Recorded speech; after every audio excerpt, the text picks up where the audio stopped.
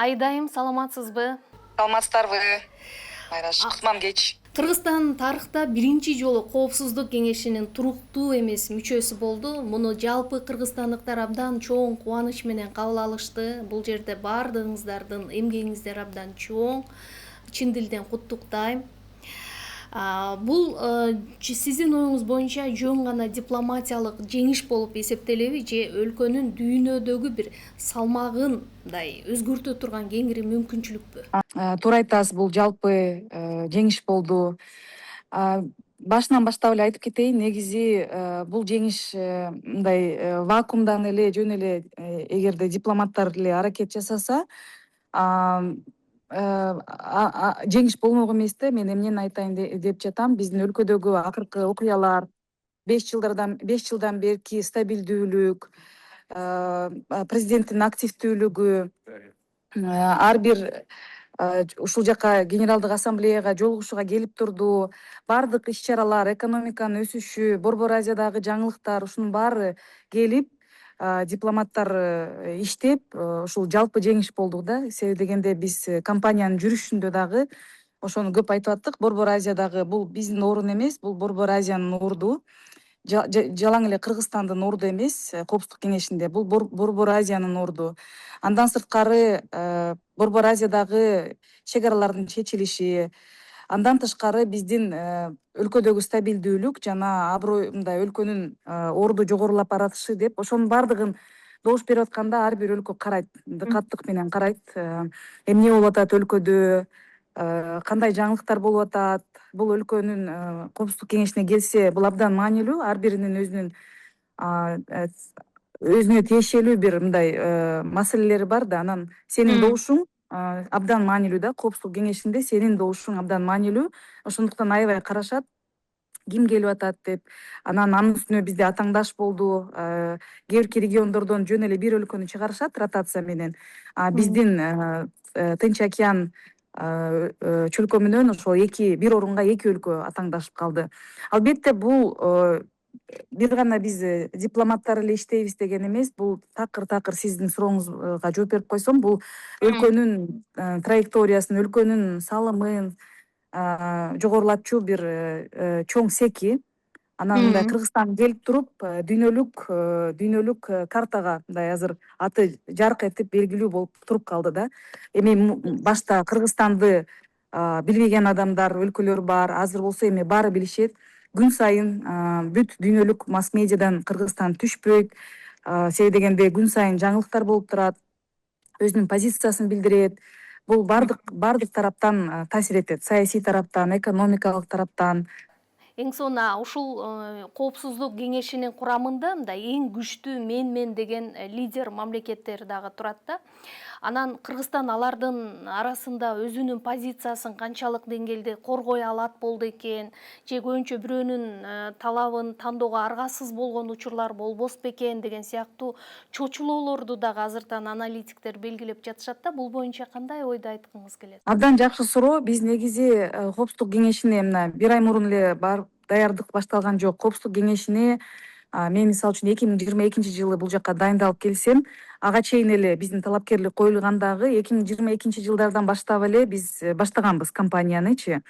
Биз барабыз деп, бирок активдүү фазасы 1 жыл болду. Анан эң башкы маселе бизде, мисалы үчүн азыр бизге добуш берип жатканда дагы ушул суроо коюлат. Кыргызстан бирөөнүн үнүн кайталабайбы? Коопсуздук кеңешине келгенде көз карандысыз болобу? Бириккен Улуттар уюмунун уставы дейбиз. Анан эл аралык мыйзам, ошонун чегинде иш алып барабыз деп иш алып барабыз да. Анан мен буга толук көзүм жетет. Кыргызстан бул суроо олуттуу суроо. Биз компаниябызда дагы улам ушул суроолор берилип атты. Дебаттарда дагы, баардык жерде, жеке жолугушууларда дагы Кыргызстандан көз карандысыз, конструктивдүү позиция күтсөк болобу деген. Биз ошого ынандыра алдык. Себеби дегенде бул жерде мисалы үчүн Коопсуздук кеңешинде резолюциялар кабыл алынат. Эми мына маселелер, олуттуу маселелер каралат да. Ошондо деле биз буга чейин дагы көрсөтө алдык десем болот. Себеби дегенде басым ар жактан болот. Эми кызыкчылыктар абдан көп. Ошол кызыкчылыктардын кесилишинде Кыргызстан өзүнүн өзүнүн көз карандысыздыгын жана ошол Бириккен Улуттар Уюмунун уставынын негизинде иш алып барат деп биздин дипломаттардын да күчү жетет деп мен айта алам. Себеби дегенде биз деле мына ушул мен 4,5 жылдан бери иштеп атам. Канча мындай оор оош кыйыш ситуацияларда Кыргызстандын дипломаттарынын күчү сыналды. Биз ошол бир жака дагы мындай ооп кетпестен жакшы чечимдерге келе алдык. Устав биздин эң негизги international law деп коет, анан чартер да, UN чартер. Бизди коргогон дагы, бизди сактаган дагы, биз иш алып барган дагы ошол Бириккен Улуттар Уюмунун уставы жана international law да. Биз бүт сакташыбыз керек эл аралык укуктучу. Бизде 2 жыл мындай бат эле убакыт өтүп кете турган учурда, анан ушул учурда Кыргызстан кайсы бир маанилүү мындай маселелерди көтөрүүнү пландап жатат да, анткени даярдык башталганда эле бул процесстер кошо башталды да, туурабы?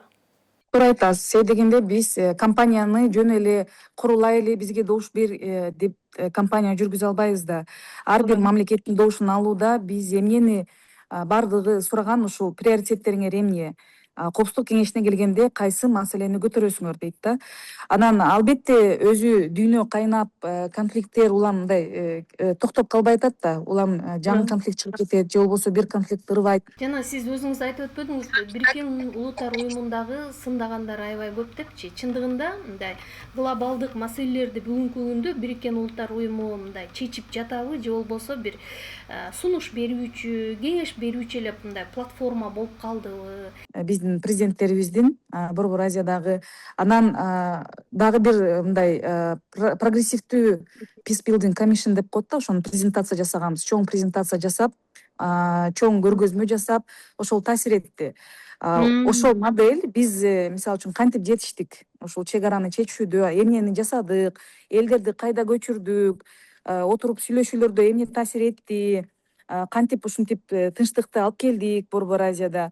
Ошонун баардыгы каралган. Peace Building Commission деп коет, Коопсуздук кеңешине тиешелүү комиссия. Анан кийин тынчтыкты куруу да. Анан превентивдүү дипломатия деп коет. Бир согуш чыгып кеткенин же конфликт чыгып кеткенин карап отурбастан, кандай сигналдар болсо, сиз маалымат болсо, ошону алдын алыш керек. Коопсуздук кеңеши дагы алдын алуу иштери мындай солгундап калган үчүн, геосаясий жактан Коопсуздук кеңеш абдан блокторго бөлүнүп кеткени үчүн азыр ошол дүйнө жүзүндө согуштар токтобой атат деген сын айтылып келатат да.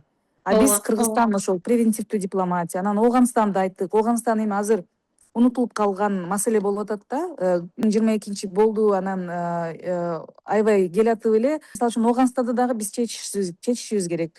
Биз коңшу өлкөбүз Ооганстанга. Ооганстандагы кырдаал эгерде жакшы нукка бурулбаса, ал да келип отуруп мындай жарылбаш керек, ырбабаш керек. Бизге таасир этчү, биздин региондун коопсуздугуна таасир этчү маселе. Анан Ооганстан боюнча да биздин позициябыз өзгөчөрөөк.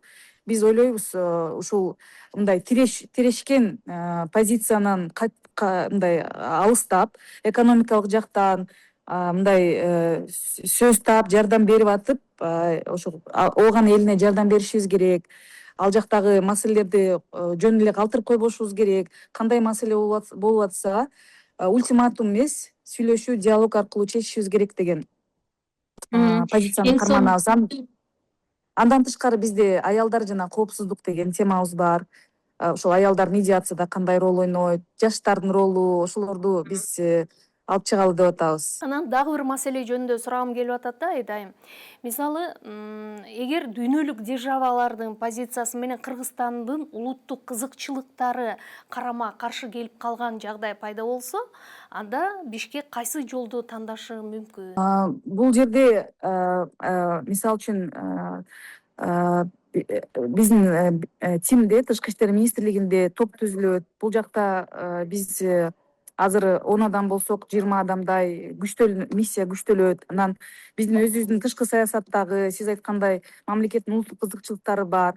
Андан сырткары бир гана чоң державалардын кызыкчылыктарынан сырткары дагы, мисалы үчүн бир резолюцияга келгенде факторлор бар да. Мисалы үчүн бир чечимде кабыл алынып атканда кандай фактор. Бирок кызыл сызык бул жана Бириккен Улуттар Уюмунун уставы.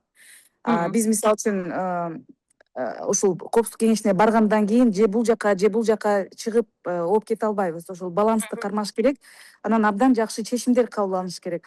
Ал үчүн мисалы үчүн ошол жериндеги конфликт болуп аткан жерди конфликттин өзөгүн аябай жакшы билишиң керек. Бизде азыр мисалы үчүн биз азыр даярдана баштадык, буга чейин да даярдык болгон. Мына Африкада элчилик ачылды, Африка боюнча эксперттер даярдалып атат. Латин Америкада мисалы үчүн Гаити бар, Колумбия бар, ошол жерде ыргап жаткан мындай бир маселелер бар да. Гаитинин маселеси абдан мисалы үчүн курч. Гаитиде жана криминалдар башкарып, мамлекеттүүлүгүн жоготуп, ыдырап, анан пискипинг деп кирет ошол немелерге, криминалдарга каршы күрөш деп эл аралык мындай күчтөр жөнөтүлөт. Ошого биз катышабыз, биз Гаитинин маселесин дагы чечип бере алабыз, биз билебиз деп сунуштап атабыз да азырчы.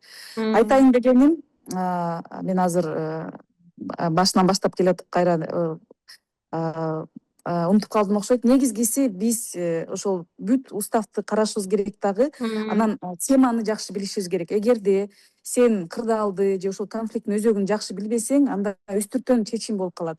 Сиз дагы мына журналистсиз, анан иликтөөчү интервьюда деле эгерде бир маселени алып үстүртөн эле айта берсең, анда элдин баары мындай байкалат да, булар үстүртөн эле айта бере турбайбы, жөн эле мындай бир сөздөрдү жазып алып, анан маселени билбей турбайбы депчи. Коопсуздук кеңешинде абдан көп маселе бар. Алардын 70% конфликттер Африкага тиешелүү. Биз ошондуктан Африкага да абдан көңүл бурдук. Ошол жерде файл деп коебуз да, ар бир өлкөнүн, ар бир конфликттин файлы болот. Ошону абдан жакшылап азыр даярдап жатабыз. Күн түнү мисалы үчүн 24 саат бою иштейбиз.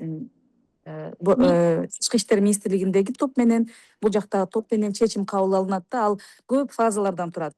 Биз жөнөтөбүз, бул жакта ушундай болуп атат деп, анан Кыргызстанда каралат, башка министрликтерден каралып чыгат, президентке чейин жетет, анан жооптор келет, ошонун баардыгы ыкчам түрдө, анан баланс менен баардык биздин кызыкчылыктар Бириккен Улуттар Уюмунун уставынан чыкпаган чечим болуш керек да. Биз мына жеңишке жеткенибизди эл аралык медиада дагы абдан жакшы талдап атышат да. Анан Кыргызстан эмнелерге таянып ушул жеңишке жетишти деп. Анан мен дагы ичинен ушул компаниянын ичинен билген адам катары дагы айткым келет. Биз биринчиден чакан өлкөбүз. Чакан өлкө бул саясий, сиз айткан жана ири державалардай мындай немеси жок. Тарыхычы. Алардын өзүнүн кызыкчылыктары бар, баарына белгилүү ал кызыкчылыктар. Керек болгон учурда алар басым жасашат. Кичинекей өлкө, биз конструктивдүү үнүбүз болот, чакан өлкөбүз. Анан биз өнүгүп келе жаткан өлкөбүз дагы эле. Биз билебиз жакырчылык деген эмне, миграция деген эмне, суу деген эмне, климат. Анан биз Коопсуздук кеңешиндеги жаңы бир тема бул климат жана коопсуздук. Климатты коопсуздук темасына байлашат да. Ошондуктан биз бул темада тоолуу өлкөлөрдүн кызыкчылыгын бул жерде лидерлик Кыргызстан тарапта да. Биз канча резолюция кабыл алдык, жана Snow Leopard деп бүт климат жактан биз абдан активдүүбүз. Анан суу жагынан дагы билебиз, мисалы үчүн баардык эле жерде ошол суу талаш, ошондой да чырлар. Анан биз чакан өлкөбүз, деңизге чыга албаган өлкөбүз. Ошентсе дагы биз силердин үнүңөр болобуз дегенде Африка дагы бизге жакыныраак, биздин үнүбүз болот экен. Биз мисалы үчүн Коопсуздук кеңешинде отурганда Кыргызстанга келсек, биздин маселебизди угуп, бизди түшүнөт Кыргызстан деген добуш беришти да. Андан тышкары бизге CARICOM Pacific Islands деп коет. Бул чакан арал өлкөлөрү да, кичинекей арал, мисалы үчүн бүт ошол өлкөлөр менен биз иштештик. Бул жакта CARICOM Латин Америкасында кичинекей, чакан, миллионго жетпеген калкы бар, бирок аларды эң чочуткан бул климат. Мындай океан каптап, биздин арал суунун астында калат деген коркунуч, эң sea level rise деп коебуз да, бул чоң тема. Ошол темага биз активдүү катыштык, ошону дагы бизден күтүп атышат. Кыргызстан бизди түшүнөт, Кыргызстан биз менен депчи. Global South бизге добуш берди да, Кыргызстангачы. Бизде мисалы үчүн постсоветтик деген имидж дагы ошодон арылдык десек болот ушул компания аркылуучу. Себеби дегенде компанияны баштаганда бизге эң оор Кыргызстан менен Казакстанды айырмалай алышпайт. Кыргызстан кайсы жерде билишпейт, Кыргызстан деп атынан силер кайсы жердесиңер, силер кайсы тилде сүйлөйсүңөр, силер кимсиңер деп такыр билишпейт. Анан биз ошон үчүн дагы улам Кыргызстанга алып барып аттык элчилерди. Алар киргенден кийин аябай таң калып атышты. Биздеги силер деңгээлиңер Европада эле экен, жолуңар, мектебиңер, жана дигитализация, коррупцияга каршы күрөш. Анан ошонун баарын көргөндөн кийин ынанышат. Мисалы үчүн биз медиада деле жокпуз. Кыргызстан жөнүндө укса уккандыр, бирок укпагандар көп болду, көп алмашып. Азыр эми Кыргызстан дегенде баары билет. Бизди ошол нерсе, ошол темалар, мен айткан темалар кызыктырат. Жана ошол жакта иштешибиз керек. Климат жана коопсуздук. Биз ошол жактан экспертизабыз бар десек дагы болот. Бизде мөңгүлөр ээрип атат. Биз тоолордон океанга чейин деген программа менен көп иш чараларды өткөрдүк. Негизи чакан өлкө бир дагы блокко тиешелүү болбойт да, оңоюраак. Анан Коопсуздук кеңешинде E10 деп коет. Мисалы үчүн 5 P5 бул permanent 5, туруктуу чоң ири держава вето укугу менен дайыма отурушат. Калган E10 бул elected 10, шайланып келген 10. Ошол 10дун ичине биз ынтымакта иштешибиз керек да. Азыр биз мисалы үчүн Зимбабве кирди, Тринидад Тобаго, Бахрейн бар, анан Австрия, Португалия, баардык чакан өлкөлөр. Анан бир чечим кабыл алууда ошол E10 алардын ынтымагы, анан алардын позициясы дагы абдан чоң ролду ойнойт. Биз ошого дагы даярданып атабыз да. Анан Африка менен тыгыз иштешебиз. Ошол Коопсуздук кеңешинде A3 деп коет, Африка 3 деп. Дайыма Африкадан 3 өлкө турат. Биз ошолорго кошулуп иштейбиз деп атабыз да. Айдайым эң сонун. Анан бул жагдай жөнүндө сурагым келет да. Менин эсимде сиз Бириккен Улуттар Уюмундагы кыскартуулар тууралуу бир ирет парламентте айткансыз да. Анан бул кайсы программаларга таасир этет, анан бизге канча каражат алып келдиң, Кыргызстан канча каражат алышы мүмкүн деген сыяктуу суроолор берилген эсимде да. Анан азыр деле мисалы ошол эле эл өкүлдөрү деле, айрым коомдук ишмерлер, анан сөзсүз түрдө карапайым эл ушул суроону берип атат да. Эми алар бул саясий жагын өтө анчалык мындай терең түшүнүшпөсө дагы Кыргызстанга кошумча каражат келиши мүмкүнбү? Кандай жаңы долбоорлор келиши ыктымал деген суроону коюп атышат да. Мындай да, бул суроочу мен Бириккен Улуттар Уюмуна ушул туруктуу өкүл болуп дайындалып келгенде бул жака кирип түшүнгөнүм, бизде мындай кабыл алуу бар да, биз Бириккен Улуттар Уюмунан эмне ала алабыз депчи. Бул туура суроо, ооба, бизде долбоорлор бар, UNDP иштейт, башка долбоорлор бар. Бирок мисалы үчүн Бириккен Улуттар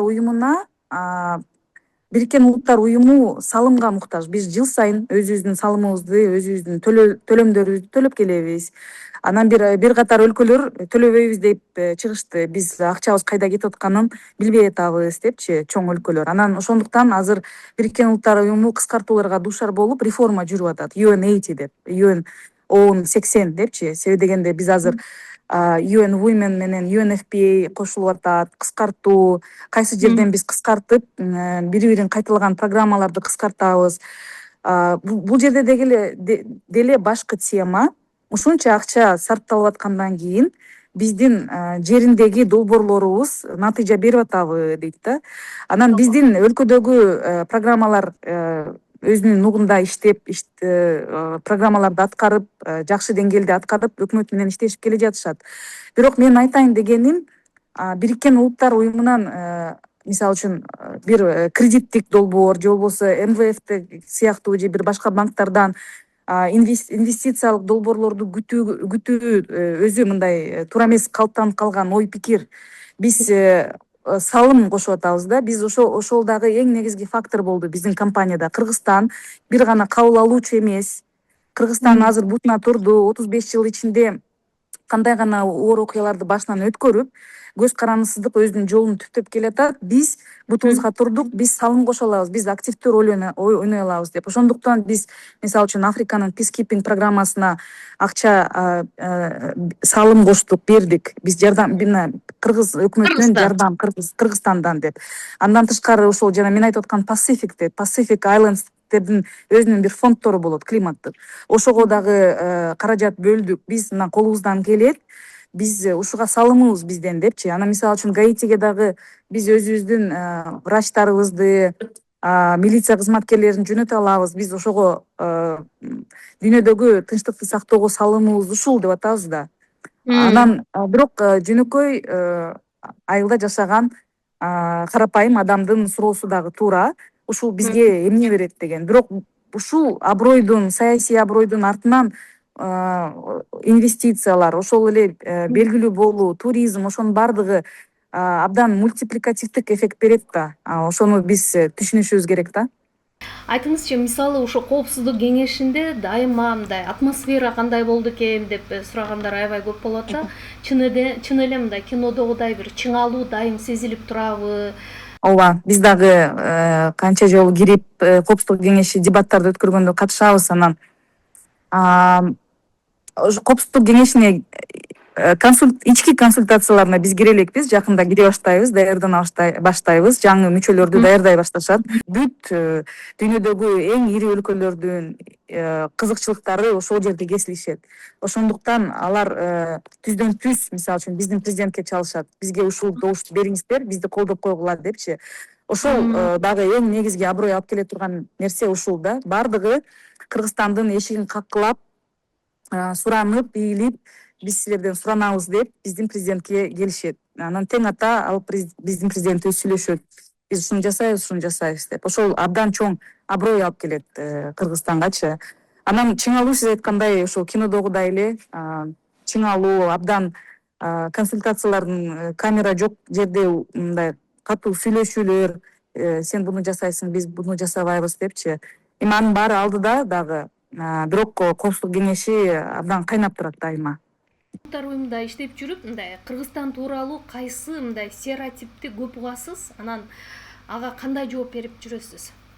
Кыргызстан деп силер Советтер Союзунун курамында элеңер дешет. Анан стан дешет, 5 стан деп. Анан эч эле мындай жакшы Кыргызстан менен алмашышат. Силер Silk Road дейт, ошого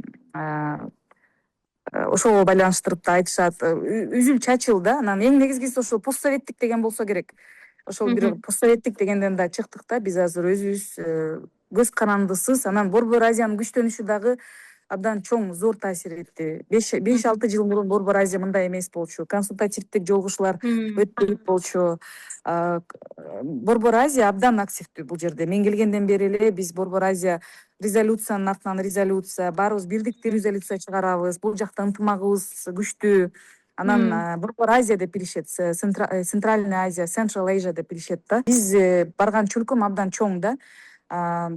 Тынч океан чөлкөмү, Asia Pacific чөлкөмүнөн чыктык да. Ал жакта ошол Австралияга чейин да. Анан азыр күч эми мына Евразияга келди деп макалалар чыгып атат да. Ошол туура эле, себеби дегенде Борбор Азия абдан активдүү болуп, өзүнүн үнүн бирдиктүү көрсөтүп атат да. Биз дагы ошондуктан бул орун бир гана Кыргызстанга тиешелүү эмес, Борбор Азия деген чоң аргумент болду. Анан 5 мамлекеттин лидерлери дагы биздин президенттин жумушу, аброю, алар кат жазышкан. Ошол компаниябыздын 1 жыл мурун кат жазып, бүт дүйнө жүзүнө өлкөлөргө ушул жерге Кыргызстанды колдоп койгула, биздин Борбор Азиядан чыгып атат. Эндорсмент деп коет да, Борбор Азиянын бирдиктүү талапкери деген. Ошол компанияны ошол алкакта жүргүздүк да. Бизге Борбор Азия өлкөлөрү абдан чоң жардам берди. Биз чогуу жүрдүк ушул жерде, дипломаттары дагы. Анан бизди колдоп кеткен адилеттүүлүк, президент дагы кайрылды да, былтыр дагы Генассамблеядан видеосун карасаңыздар, Филиппиндер 4 жолу болгон, эми Кыргызстан боло элек, колдоп койгула бул адилеттүүлүк үчүн депчи, ар бир өлкө болуш керек деп. Анан Филиппиндер позициясы мындай дебаттарда, мен дебат өткөрүп атканда позициясы ушундай болду. Коопсуздук кеңешине it's a privilege депчи, только силер татыктуулар келиш керек, силер даяр эмессиңер дегенди айтып атышты да. Биз жок, биз даярбыз. Эмнеге чакан өлкөлөр дагы коопсуздук кеңешине келбеш керек деген аргументтерди айтсак, ошого көп өлкөлөр ынанышты. Себеби дегенде бул жерде дагы ошол геосаясий трендти көрсөңөр болот. Добуш берүүдө, мисалы үчүн, Германия өтпөй калды, эми чакан өлкөлөр өттү дегеним да. Чакан Австриядагы, Португалия, Кыргызстандагы чакан өлкөлөр. Ушул Кыргызстан, айрыкча Кыргызстандыкы абдан 4 раунд менен болду да. Акырына чейин отурушуп бизге абдан колдоосун, жылуу сезимдерин көрсөтүштү да өлкөлөрчү. Бул ишеним, абдан чоң ишеним. Ошол Кыргызстан келсе биздин үнүбүз болот деген ишеним. Коопсуздук кеңешин дагы сындагандар көп азыр. Эң чоң, эң ырбаган конфликт деп айта албайм. Конфликттер ар кайсы жерде болуп атат да. Анан ошонун баары келип абдан коркунучтуу азырчы. Анан мультилатерализмдин урап жатышы деп атышат. Бул Бириккен Улуттар Уюмунда бул multilateral system дегенде ар бир өлкө келип өз салымын кошот да. Анан башкалар эле биригип алып эле, же болбосо бир топко биригип алып эле, блокко биригип алып, бири бирин укпай ажырым күчөп кетсе, ушул эч качан согуштардын токтошу кыйын. Эң башкы коркунуч ошол ажырымдын көбөйүп баратышы. Бул жака башка өлкөлөр кошулушкан, бул жака башка өлкөлөр кошулушкан. Алар Коопсуздук кеңешине келип эч качан диалогко баргысы келбейт. Биз ошону айтып атабыз да, ичинде болсок биз диалогко өбөлгө түзөбүз. Ошо диалогтун бири биринин үнүн угуш керек. Алар эч качан жок мен сен менен макул эмесмин. Мен анан өзүнүн айланасында башка өлкөлөрдү топтошот. Бул ажырым да. Анан ошо multilateral системанын бара бара мындай күч алсыз болуп баратышы. Multilateral система күчтүү болуш үчүн ар бир өлкөнүн үнү угулушу керек да. Анан ажырым дегенде бул аябай жаман нерсе. Ажырым үчүн ошол азыркы дүйнө жүзүндө болуп жаткан согуштар, конфликттер токтобой атат. Ошолорду токтотуш керек. Ичине киргенде биз айтып аттык, биз көпүрө болобуз, биз көпүрө салуучубуз Кыргызстан депчи, bridge builder деп коет да. Бул же жок, же ооба деп барып туруп бир чечимди сунуштаган эмес. Бул мындай абдан узун процесс да, ичине киргенден кийин процесс. Ошол өлкөлөргө сен дагы диалог аянтчасын түзүп бере аласың, сүйлөшүүлөрдү түзүп бере аласың да. Ошол жагынан Кыргызстан жакшы ролду ойной алат деп ойлойм. Борбор Азия менен бирликте бириктирип, башка тирешип жаткан эки үч тарапты бириктирип, ортосунан сүйлөшүү площадкасын түзүп, ушул азыркы уланып жаткан конфликттерди токтотуу керек. Ал жерде күн сайын адамдардын өлүмү, балдардын өлүмү абдан оор ситуация. Анан бир конфликт токтобой эле ал унутулуп калып эле, анан башка конфликт башталып кетип, ошентип азыр дүйнө башаламанда да азырчы. Жана сиз өзүңүз айтып өтпөдүңүзбү, Бириккен Улуттар Уюмундагы сындагандар аябай көп депчи. Чындыгында мындай глобалдык маселелерди бүгүнкү күндө Бириккен Улуттар Уюму мындай чечип жатабы, же болбосо бир сунуш берүүчү, кеңеш берүүчү эле мындай платформа болуп калдыбы? Эгер андай платформа болуп калган болсо дагы, бул Кыргызстандын туруктуу эмес мүчө болушу канчалык натыйжа бериши мүмкүн? Мен ушул сындарды албетте угуп келем. Бирок бизде Бириккен Улуттар Уюмунан башка эч уюм жок. Ошол жерде гана биз бардык өлкө менен сүйлөшө алабыз, бардык өлкөлөр гана ошол жерге келип сүйлөшө алат. Бириккен Улуттар Уюму алсыз болуп калды, акчасын төлөбөйбүз деген өлкөлөр деле улантып келатышат да ишмердүүлүгүнчү. Эч ким Коопсуздук кеңешинен чыгып кеткен жок. Эч ким башка уюм түзүп алган жок. Дагы эле Бириккен Улуттар Уюмунун ролу абдан чоң да. Биз азыр генералдык башкы катчыны дагы тандап атабыз. 2026-нын аягына чейин тандалып калат. Ал Латин Америкасынан аял болсун деген ойлор айтылып атат. Жаңыча бир подходдор болсун деп. Бириккен Улуттар Уюму ошондой калыптанып калган бир мындай чарчоо бар. Токтобой атат, Коопсуздук кеңеши дагы мындай токтото албай атат конфликттерди деп. Бирок анын себеби мен жана жогоруда айткандай, бул бөлүнүү, ажырым. Жакпаса вето коюп коюу, анан конфликттерди алдын алуу аксайт да. Алдын алып барып ошол жерге Коопсуздук кеңешинин мүчөлөрү дагы барып ошол жерге эмне кылсак болот деген чечимдер. Албетте Кыргызстан утат. Эми биз ушундай сын болуп атат деп аны барбай койсок, барбай койбойбуз да. Биз ошону жеңдик, жеңиш абдан оор болду. Себеби дегенде Филиппиндер бизге элестетишибиз керек. Илгертен бери 80 жыл ушул Коопсуздук Бириккен Улуттар Уюмунун башынан баштап иштеп келатышат. Биз 35 жылдан бери эле мына мүчө болдук. Анан алар 4 жолу Коопсуздук кеңешине киришкен. Союздаштар абдан көп. Бардыгы Филиппиндер утат деп эле ошондой божомол болуп аткан.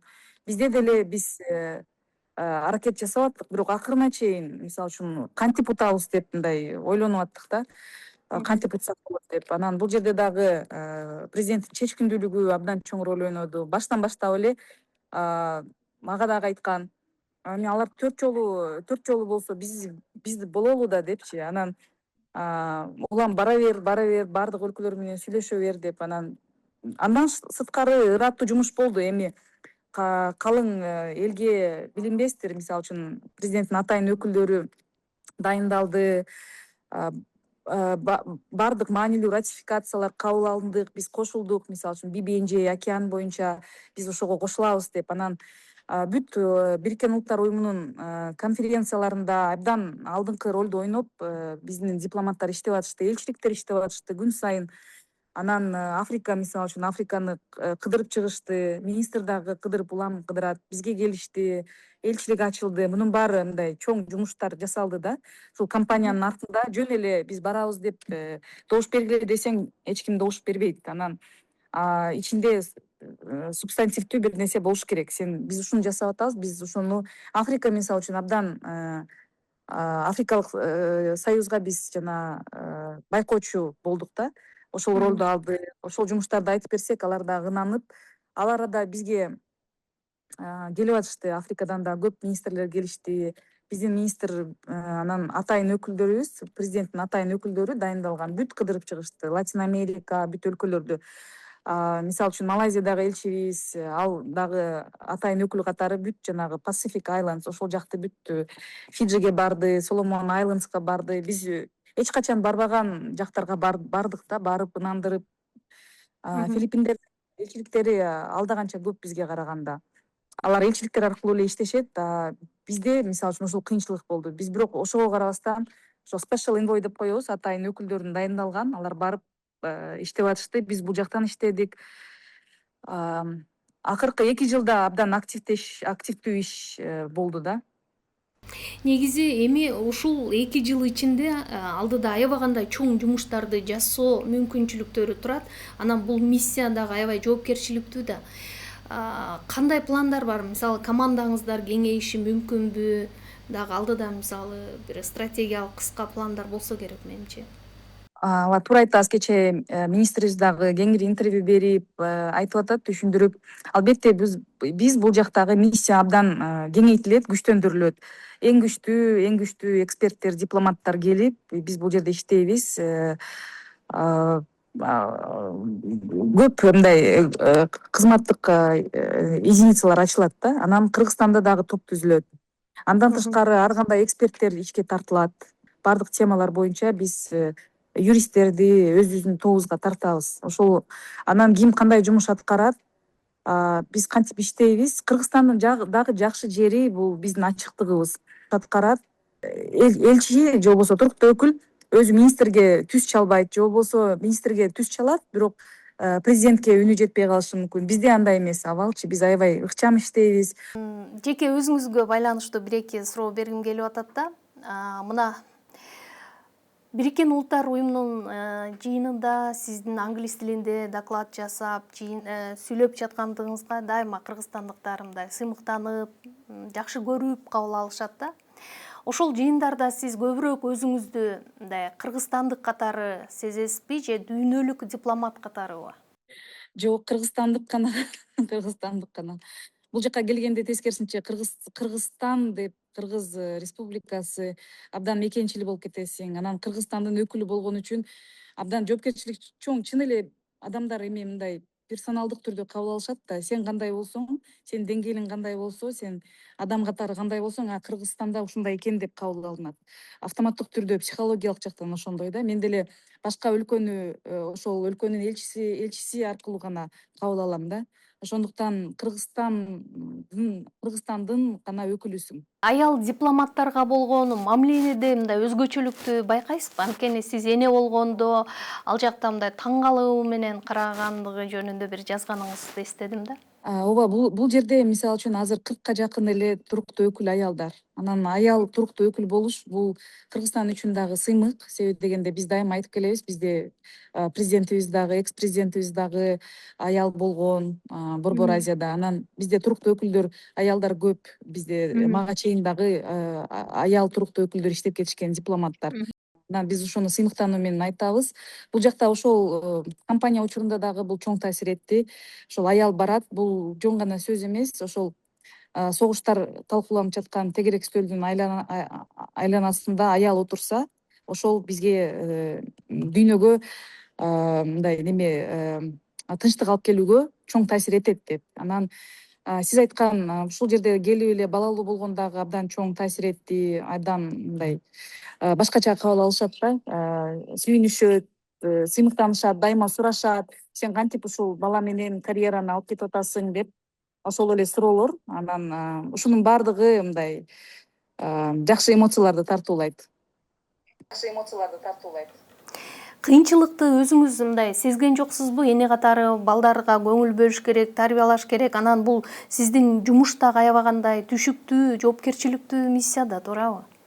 Бул жерде үй бүлө маанилүү. Менин жолдошум, үй бүлөм абдан жардам беришет. Албетте, мындай балансты сактоо мүмкүн болбой калды акыркы мезгилде. Айрыкча акыркы 1 жыл мен кызымды деле караганга убакыт жок болуп калды. Эртең менен 10 мүнөт көрөм, кечинде 10 мүнөт көрөсүң. Ошондо Мгм. дагы мындай аракет жасайсың, жакшылап кучактап, кичине мындай таасир этүүгө. Бирок арга жок, бул жумуш дагы абдан маанилүү. Анан ал деле түшүнөт деп ойлойм мен. Түшүнөт деп ойлойм. Себеби дегенде баары жакшы, тынч. Анан ошол эң башкы фактор бул үй бүлөнүн колдоосу. Мгм. Журналистикадан такшалдыңыз, анан саясатта жүрдүңүз. Негизи ушул дүйнөлүк дипломатияга өткөн жолуңузда мындай эң татаал учур, сыноо же чечим кайсы болду? Биринчи келгенде, биринчи эле келгенде, жаңы келгенде Украина башталды. Ошол жерде биз чечим кабыл алып атканда ушунчалык мен жаңы келгем. Жаңы келгенде, мисалы үчүн Бириккен Улуттар Уюмунда иштеп көргөн эмесмин. Парламенттен келгеним менен бул жактагы атмосфера, анан мен 2 февралда такыр башка. 2 февралда келип эле анан 23 февралда башталды. Ошондо дагы бирок биз жакшы Борбор Азия өзүнүн позициясын, бирдиктүү позициясын иштеп чыкканбыз ошондойчу. Биз диалогко чакырып, анан абстейн деп коет. Биз диалогко гана чакырып, ошол позиция, бирдиктүү позиция чыкканда, бирок ошол күндөр абдан оор күндөр болгон. Анан Кыргызстандан дагы сын пикир, баардык жактан сын пикир, басым, жаңы келгем, атмосфера эми бул жакта абдан начар, баардыгы аябай бул жакта оор күндөр болгон. Анан бирок ошол парламентте, журналистикада жүргөн абдан чоң таасир этет. Мен бир нерсени түшүндүм. Сен ошол жөнөкөй элдин көйгөйүн билсең, ошол жерде эмне болуп атканын билсең, ошол өзөк. Анан калганы баардык кооз сөздөр, башка бир уланып кете берет да. Дипломатия бул кооз сөз эмес. Бул мисалы үчүн бизде кат жазганда дагы мен дипломаттарга айтам, жылуу маанайда өтүү, жолугушуу, анан ушуну сүйлөштүк деген эмес, калька эмес. Бул дипломатия чыныгы сүйлөшүү. Ошол чыныгы ошо адам менен сүйлөшөсүң. Ошол эле сен теманы билесиңби, сенин позицияң барбы, сен кандай адамсың, ошол сүйлөшүүлөрдө ошол таасир этет. Ошонун баардыгы. Анан кыргыз дипломатиясы дагы күчтүү. Кыргыз дипломатиясы абдан күчтүү. Фейсбуктан окуп калдым бир жерден, биздин кыргыз дипломатиясы абдан күчтүү болгон биздин тарыхта. Ошону жандандыруу керек деп бир профессорубуздан окудум окшойт. Чын эле биздин каныбызда бар дипломатиялык мындай дараметибиз, баардык жакта мындай калыс карап, баланс менен чечкенгечи, ошону биз дагы калыптандырыш керек. Бул Коопсуздук кеңеши дагы жаңы дипломаттарды, мурдагы дипломаттардын муунун бириктирип, мындай абдан тарбиялайт деп ошондой үмүтүбүз бар да. Сизди эң таң калтырган дүйнөлүк лидер ким болду? Же болбосо мындай ошол азыр дипломатиядагы жолуңузда мындай сабак алып, үлгү алып аткандар жөнүндө айта аласызбы? Айрым өлкөлөрдүн атын атабай эле, бул жерде ошондой элчилер бар. Абдан таң калтырган, абдан өзүнүн позициясын мындай ошолорго суктанган. Бирөөнү айта алам, бул Гаянанын туруктуу өкүлү Айым. Кыргызстанга дагы келип кеткен. Коопсуздук кеңешинде 2 жыл мурун отурду. Мурда министр болгон, тышкы иштер министри. Ошол айым абдан мени мындай суктандырат өзүнүн чечимдери менен, өзүнүн салкын мүнөздүүлүгү менен. Аны менен да көп сүйлөшөбүз да. Биз мисалы үчүн Коопсуздук кеңешинде жөн эле жанагы конфликттин эртеси билдирүү жасап калыш эмес, бирок ошону канчалык сын болуп атса дагы ошол конфликттин өзөгүнө кирип кантип токтото алам деген суроону бериш керек депчи. Ал айым Гаяна Коопсуздук кеңешинде Гаянанын туусун абдан бийик көтөрүп, чакан эле коллектив менен, анан кээде позициялары абдан таң калыштуу болчу, бирок анын артында ошол чыныгы теманы билгендик жатат да. Анан ошондой элчилер абдан көп бул жердечи. Дипломатиянын эң каймактарын жөнөтүшөт. Мен үчүн абдан чоң мындай сабак болду, такшалганга, үйрөнгөнгө. Соңку суроону берейин. Эми мына Бириккен Улуттар Уюмунун трибунасында өлкөнүн кызыкчылыгын коргогон дипломатсыз, үйдө энесиз. Кайсы роль сиз үчүн азыр аябай татаалыраак болуп турат? Коопсуздук кеңеши даярдык. Анан Коопсуздук кеңешинде ушул 2 жыл татыктуу койгон максаттарыбызга жетишибиз керек. Ошону аткарышыбыз керек. Абдан жогорку деңгээлде аткарып, ошол 2 жылда биз салымыбызды кошушубуз керек согуштарды токтотууга. Сизге ийгилик каалайм. Эми баягы алыста онлайн маекте убакыт кыскараак болот экен. Буюрса Кыргызстанга келгенде бир кеңири маек кылабыз. Рахмат суроолоруңузга. Мен да сиздин интервьюларыңызды дайыма кылдаттык менен угам. Абдан жагат суроолоруңуз, бардыгы абдан терең. Сизге да ийгилик.